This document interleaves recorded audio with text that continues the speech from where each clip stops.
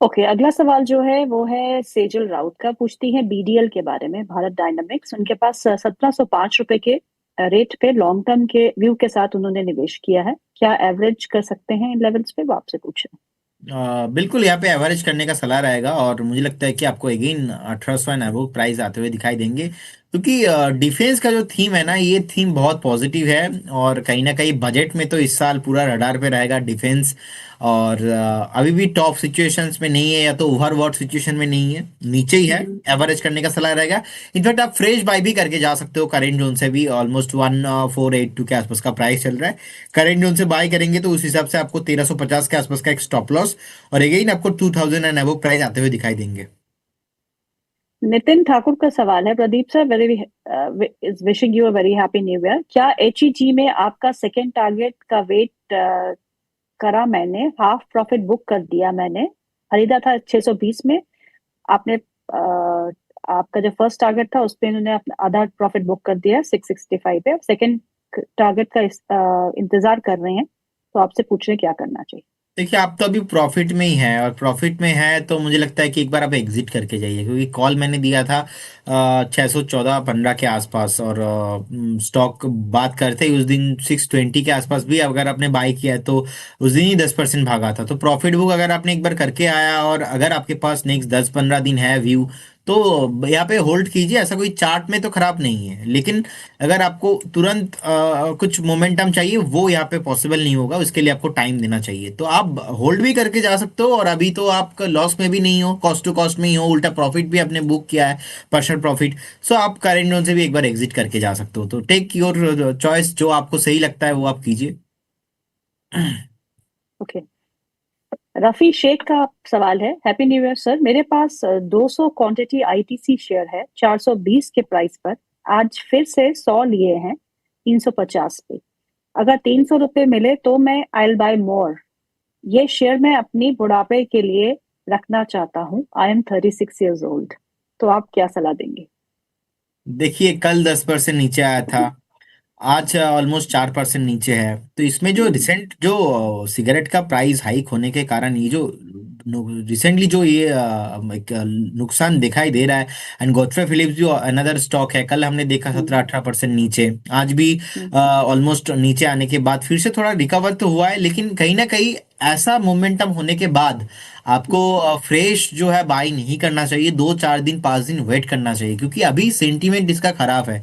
इसका हम्म। आईटीसी का जो नेक्स्ट सपोर्ट जोन है वो है सीधा सीधा 325, 335। ये इस रेंज के आसपास एक बार सपोर्ट ले सकता है। क्या होता है, हम्म। ब्रेकआउट होने के बाद जैसा कि हमने देखा कंसोलिडेशन होता है, वैसे ही सेम उल्टा होता है। जब कोई भी स्टॉक पे ब्रेक डाउन होता है, आपको वी शेप रिकवरी नहीं मिलता है ऑलवेज, वो थोड़ा बहुत टाइम लगता है। तो मुझे लगता है कि कल का 10%, आज 14%, अभी भी और 7-10% नीचे आ सकता है। तो एक बार ना फटाफट आप बाई मत कीजिए।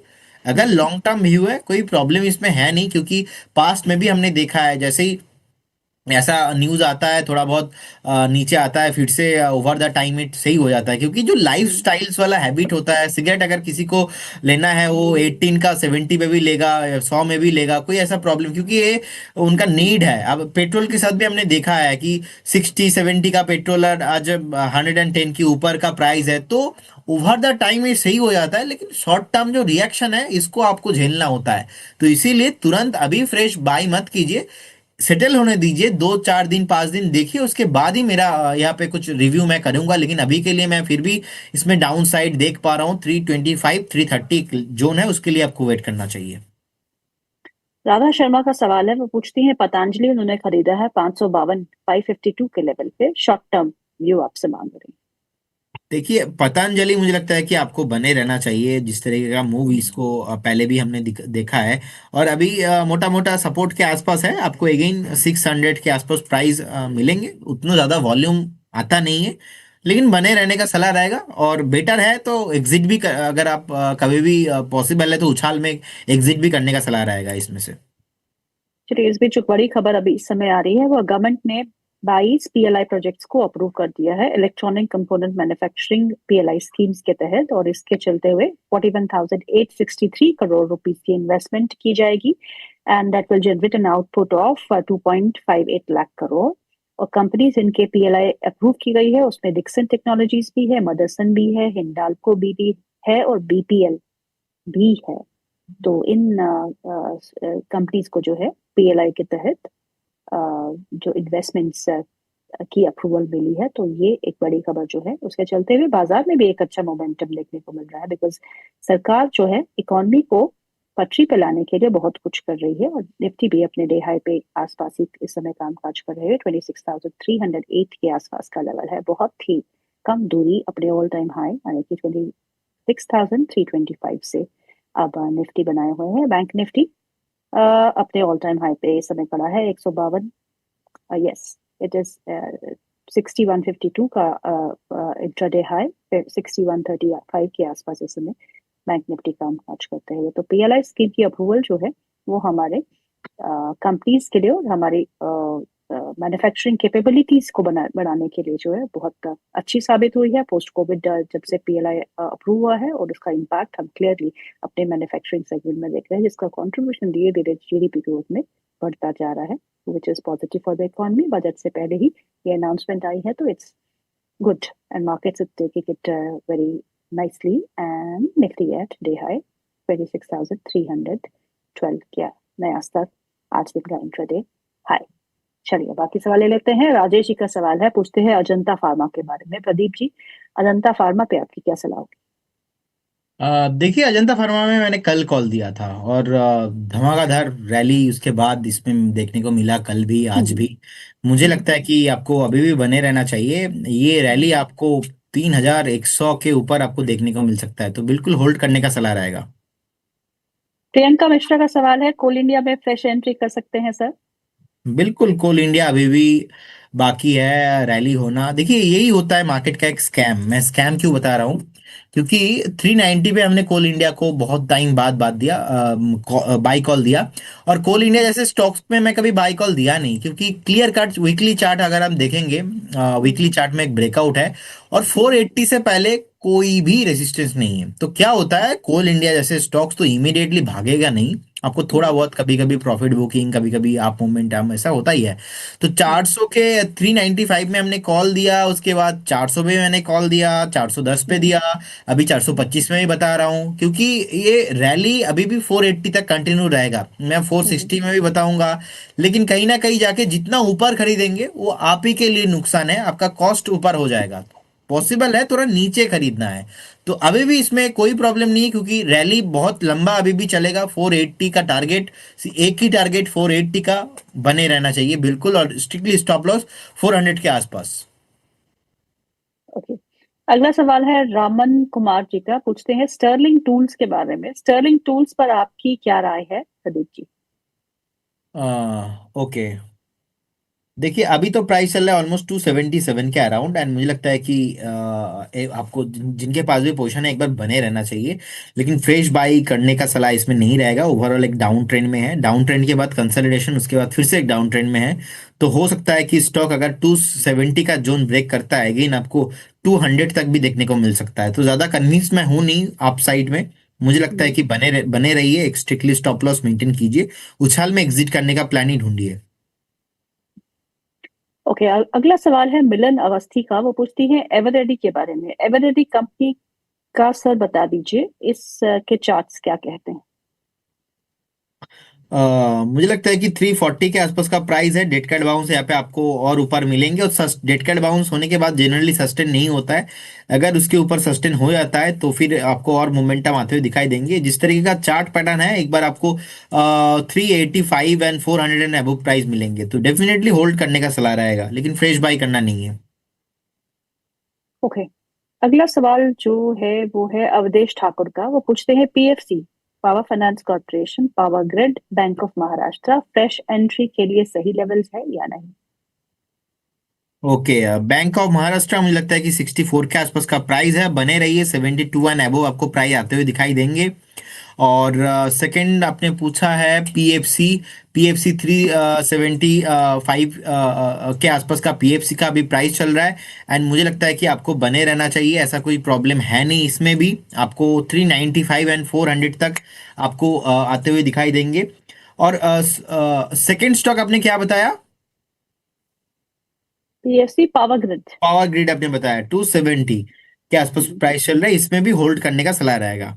और हम्म, फ्रेश बाई अभी भी आप पावर ग्रिड में करके जा सकते हो, पीएफसी में करके जा सकते हो, लेकिन बैंक ऑफ महाराष्ट्र मुझे लगता है कि एक बार अवॉइड करना चाहिए। और अगर कोई भी स्टॉक्स में मैं ऐसा सलाह दे रहा हूँ कि आप हम्म, बने रहिए, लेकिन फ्रेश बाई अलाउड नहीं है यहाँ पे, मतलब उसके अंदर कुछ ना कुछ तो इश्यूज है, इसीलिए मैं चाहता नहीं हूँ कि फ्रेश बायर्स यहाँ पे बाई करे, लेकिन हम्म, एग्जिस्टिंग पोजीशन को मैं चाहता नहीं हूँ कि वो लॉस बुक करके चले जाए।